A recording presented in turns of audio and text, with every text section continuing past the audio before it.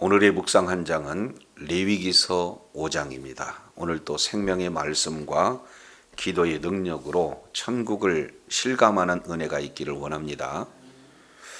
오늘 레위기 5장 1절에서 13절까지 내용은 속죄제에 대한 구체적인 신뢰에 대해서 말씀을 하고 있고, 이어서 14절부터 19절까지는 속건제에 대한 내용이 기록이 되고 있습니다. 그래서 우리가 예수 그리스도 안에서 죄인이 어떻게 죄 사함을 받는가 하는 그 내용들을 5개의 제사를 통해서 살펴보고 있습니다. 그래서 번제는 가죽을 제외한 모든 것을 다 태워서 하나님 앞에 드리는 바로 전적인 희생을 이렇게 말씀을 하고 있다면, 두 번째 소제의 내용은 이제 껍질을 제거하고 모든 것을 가루로 해서 하나님 앞에 드려지는 내용, 이것은 바로 우리 하나님 앞에 전적인 순종을 이렇게 말씀을 하고 있어요. 그래서 번제가 이런 죄 사함의 내용의 중점이라면, 속죄는 죄 사함을 받는 자의 삶을 이렇게 말씀을 하고 있습니다. 그리고 이어서 화목제를 우리가 살펴봤어요.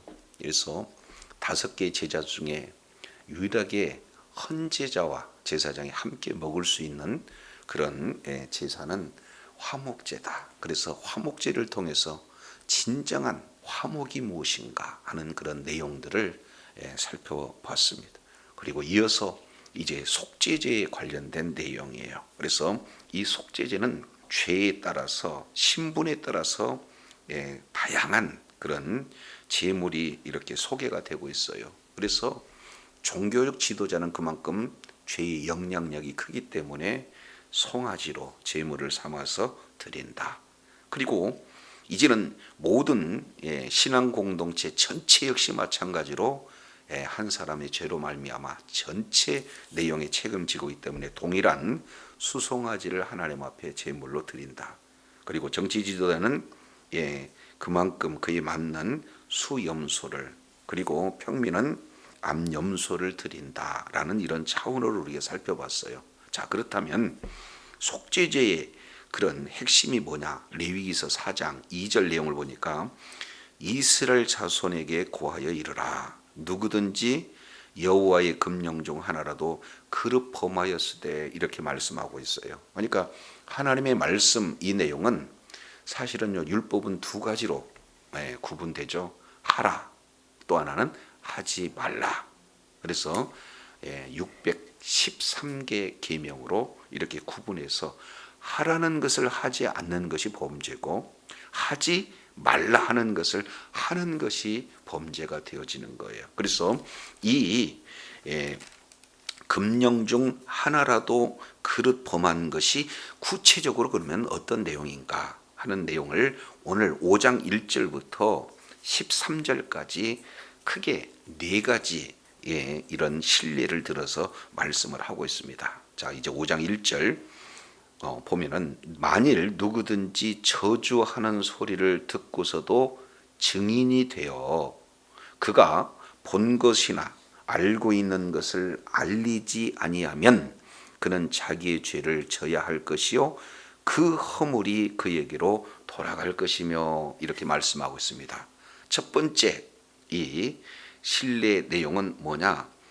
증인인데도 불구하고 이제는 증인으로서 말하지 않는 것, 진술하지 않는 것, 다른 말로 증언을 거부하는 그 자체가 그에게는 허물이 되어진다, 이렇게 말씀을 하고 있어요.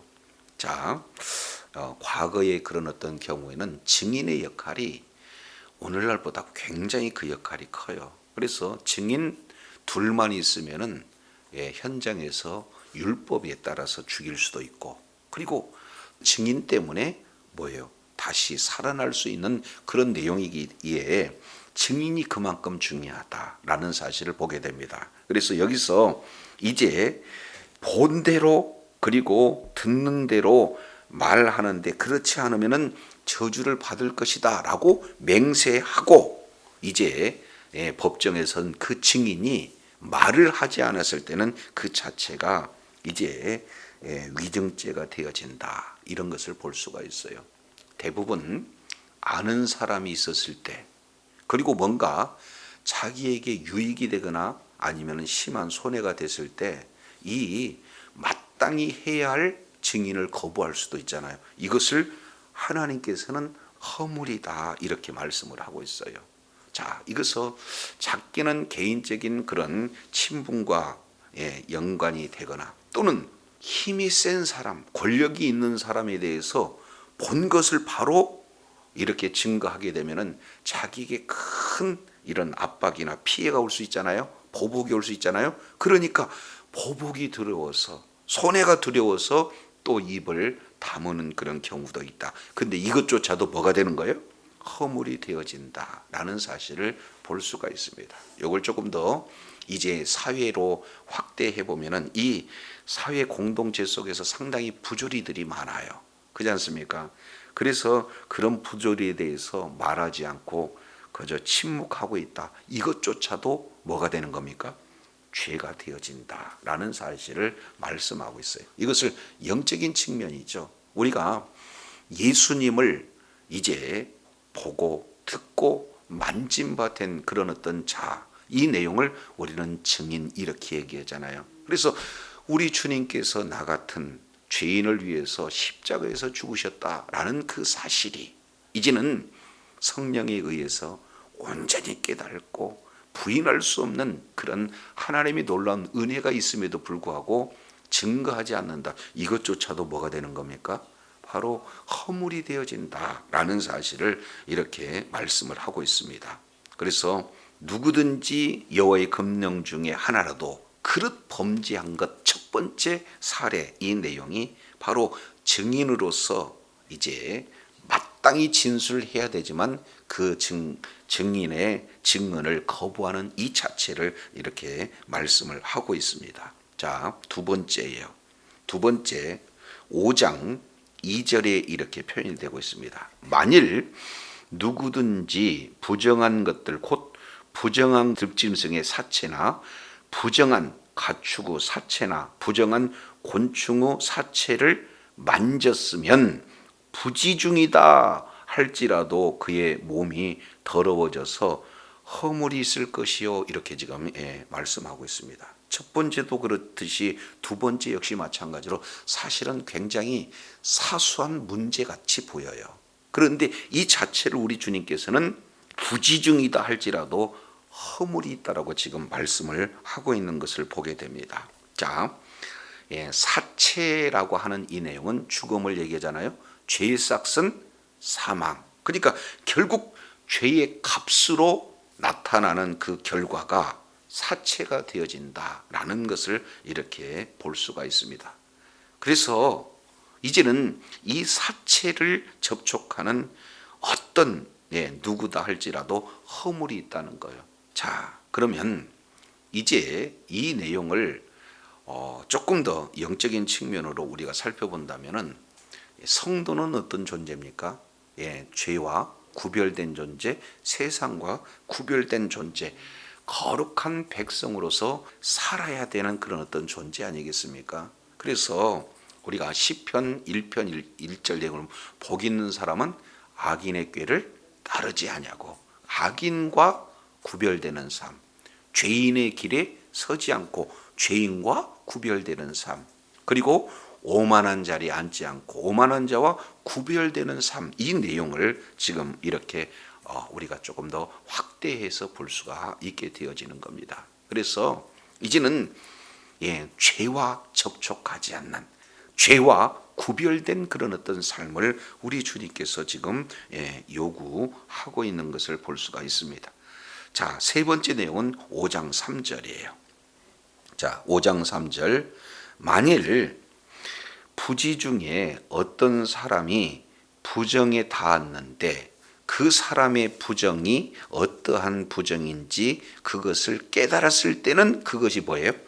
허물이다. 지금 이렇게 말씀하고 있습니다. 그러면 여기에서 이제는 깨달았을 때 지금 이렇게 말하고 있는데, 몰랐을 때는 속 속죄제를 드릴 수가 없지만 알게 되어지면 뭐예요? 속죄제를 드리는 거잖아요. 그래서 여기에 속죄제의 목적 중에 핵심이 그 첫 출발점이 뭐가 되는가? 죄에 대해서 깨닫는 것으로부터 시작이 되어지는 겁니다. 이제 왜 성령님께서 우리의 죄를 뭐예요? 그때그때마다 깨닫게 해주셔요. 그리고 깨닫게 해주실 때 우리가 거기에 순종해서 속죄제를 드리게 되어진다. 그러면은 그 허물에서 그 죄악에서 용서를 받는데 깨닫게 해주는데도 반응하지 않는다. 그러면은 어떻게 해요? 이제 양심이 묻어지고 화인 맞게 되어서 이제는 죄에 반응하지 못하는 그런 자리까지 전락된다. 이것을 우리가 이제 생각해 볼 필요가 있어요. 그래서 히브리서 10장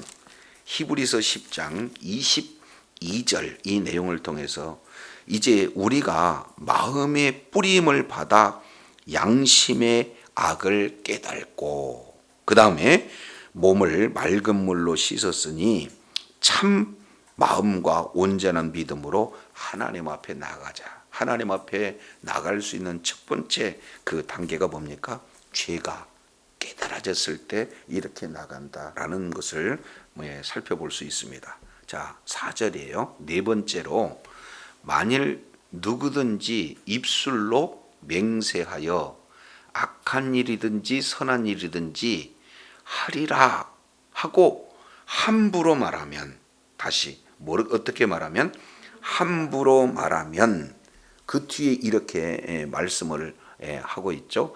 그 사람이 함부로 말하여 맹세한 것이 무엇이든지 그가 깨닫지 못하가 그것을 깨닫게 되었을 때는 그 중에 하나의 그의 허물이 있을 것 이렇게 얘기했습니다. 그래서 네 번째는요.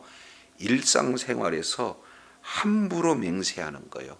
그리고 경솔하게 이게 맹세하는 거예요.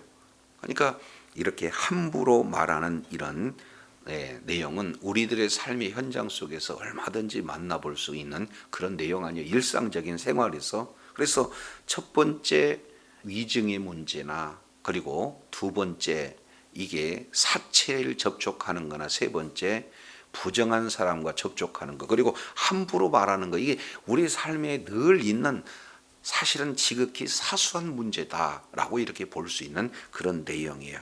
자, 그런데 이제 우리 하나님께서는 5절 보실까요? 자, 여기서 이 중에 하나 그러면 네 가지 중에 하나라잖아요.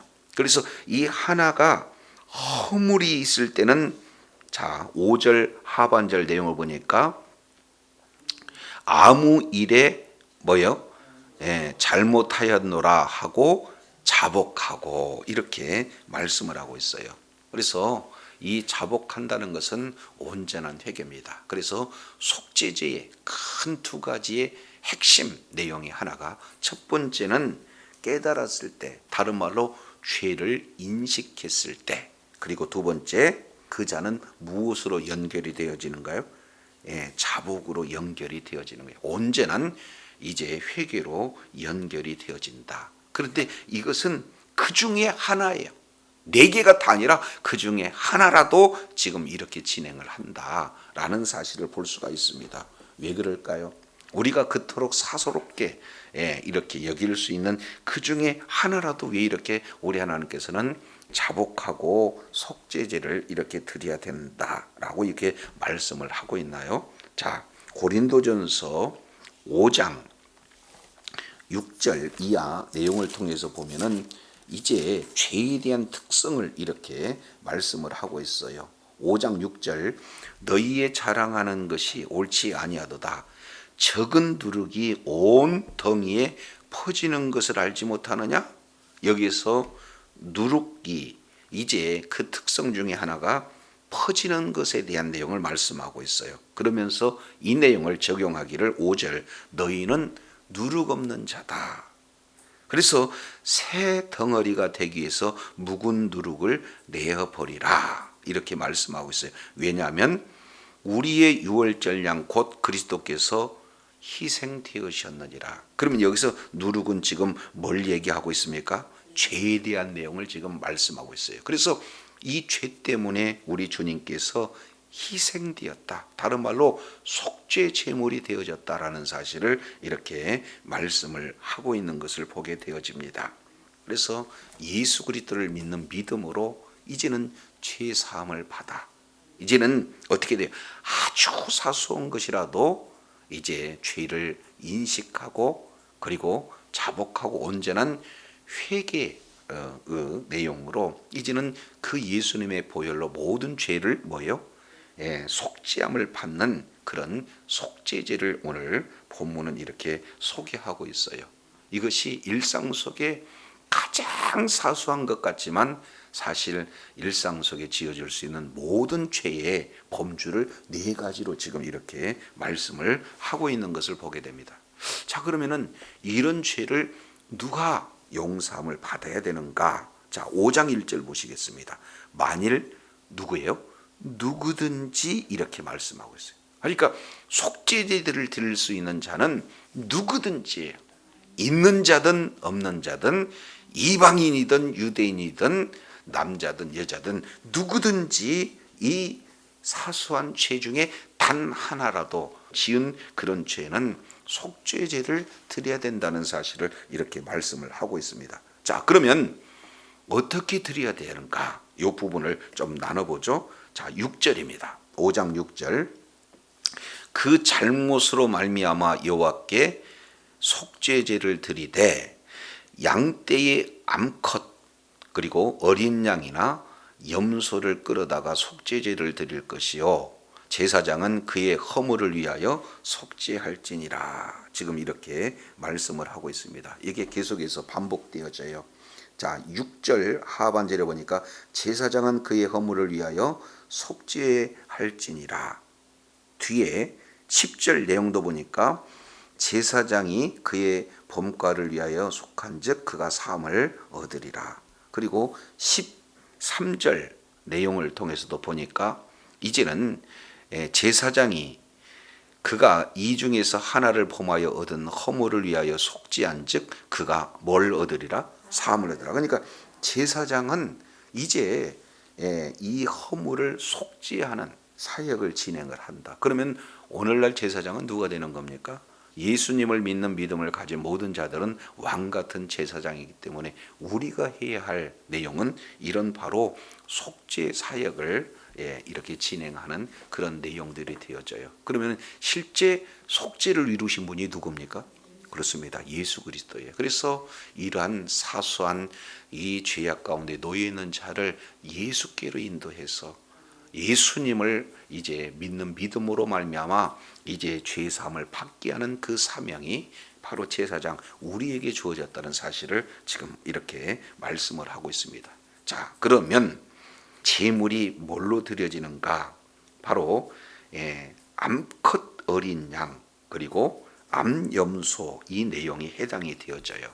자, 근데 이렇게 암양이나 암염소가 있는 그런 사람은 속죄제를 드릴 수가 있는데 거기에 못 미친 사람은 그러면 어떻게 되는가? 5장 7절 이렇게 표현하고 만일 그의 힘이 어린 양을 바치는데 미치지 못하면 그가 지은 죄를 속죄하기 위하여 산비둘기 2마리나 집비둘기 새끼 2마리를 여호와께 가져가되 하나는 속죄제물을 삼고 하나는 번제물을 삼아 이제 제사장에게 가져갈 것이요 이렇게 말씀을 하고 있죠. 그러면은 제사장은 10절 내용을 보니까 잘못을 위하여 속죄한즉 사함을 받으리라. 그래서 어린 양을 드려야 되는데 그걸 못 드리게 되어지면은 형편에 따라서 산비둘기 2이나 집비둘기 2를 드릴 수가 있다. 이렇게 말씀하고 있어요. 그러니까 죄 문제를 해결할 수 있는 기회를 하나님이 넓히시는 것을 볼 수 있죠. 자, 근데 집비둘기도 없는 사람은 그러면 어떻게 할 것인가? 그 내용이 11절에 기록되고 있습니다. 만일 그의 손이 산비둘기 2마리나 집비둘기 2마리도 미치지 못하면 그의 범죄로 말미암아 이제는 뭐가 되는 거예요? 제물이 고운 가루 10분의 1 에바를 예물로 가져다가 속죄 제물로 드리면 그 자체가 뭐예요? 속죄제가 되어진다. 지금 이렇게 말씀을 하고 있습니다. 그러니까 이제 어린 양 그것도 안 되면은 비둘기도 안 되면 어떻게 돼요? 고운 가루.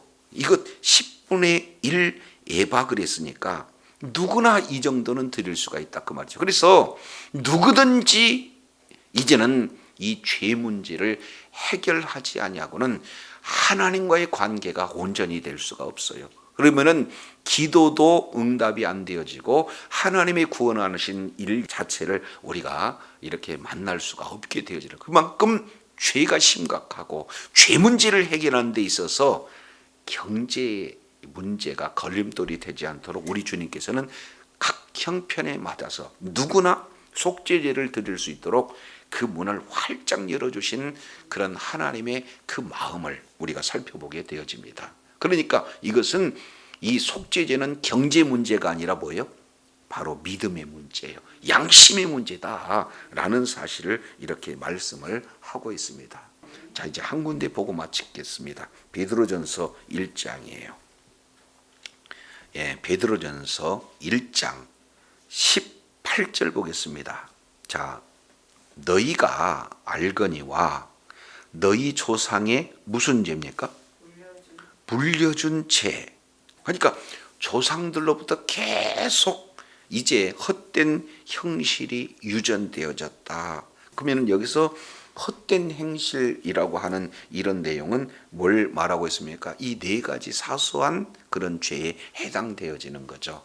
그래서 증인으로서 바로 이렇게 말하지 못하는 침묵한 죄, 위증한 죄, 그리고 이제 사체에 접촉하거나 부정한 자에 접촉하는 것, 함부로 말하는 것, 이런 모든 내용이 헛된 행실이다. 이것은 조상 대대로 계속해서 유전되어졌던 부분이다. 근데 이제 우리가 반드시 구원을 받아야 되는데 은이나 금같이 없어질 것으로 이렇게 구속된 것이 아니다. 그러면 어떻게 됩니까? 19절 오직 흠없고 그 다음에 점없는 어린 양 같은 그리스도의 보배로운 피로 한 것 그랬습니다. 그래서 우리 주님이 이 땅에 우리의 모든 뭐예요?